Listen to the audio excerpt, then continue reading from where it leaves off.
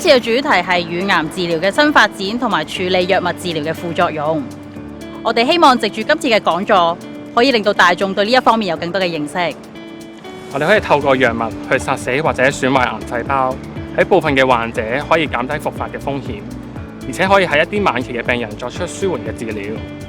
希望大眾可以透過我哋今次嘅講座，了解更加多唔同乳癌藥物嘅種類，佢哋嘅常見副作用，以至將來唔同乳癌藥物發展嘅新方向。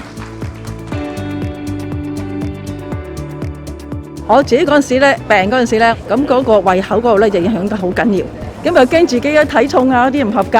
咁跟住下一次咧又打唔到針喎，咁啊會延遲咗啦，咁所以都好多憂慮嗰啲喺度嘅。標靶治療係咪比化療更好啊？係會輔助好啲咯。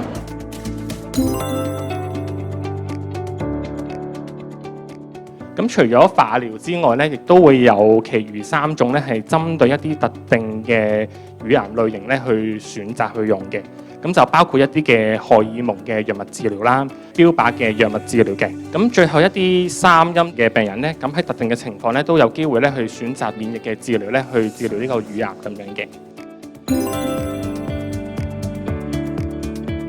化療藥咧，其實係可以殺死到同埋損壞到一啲嘅癌細胞啦。咁主要用嘅方法咧有3種嘅，咁就有靜脈注射嘅藥物啦。有一啲二線嘅藥物咧係可以係口服嘅，另外咧亦都會有啲藥物咧係用於係肌肉注射同埋皮下注射咁樣嘅。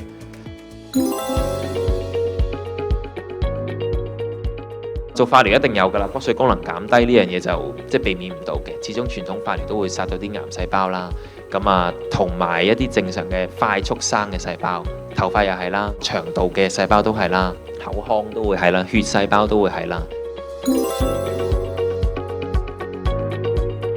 標靶藥啦，咁其實咧佢係針對一啲癌症細胞上面一啲特定嘅蛋白或者基因嘅變化咧去做一個治療咁樣嘅。我哋分咗3個大類嘅，咁你會見到我哋有粒星喺度。簡單啲嚟講咧，就係我哋因為呢個嘅基因異變，或者可能某種嘅淨係喺癌細胞裏面呈現出嚟嘅一個受體，我哋可以去打擊嘅。咁我哋就會透過呢一樣嘢去吉住佢，咁啊令到佢可以專係殺嗰啲癌細胞。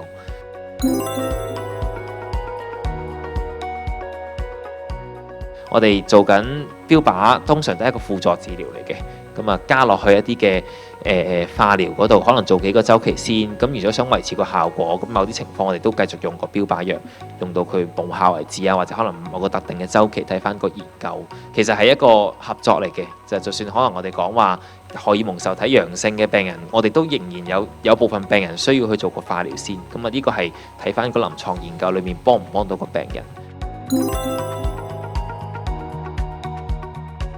如果喺術後之後再用翻 trastuzumab 同埋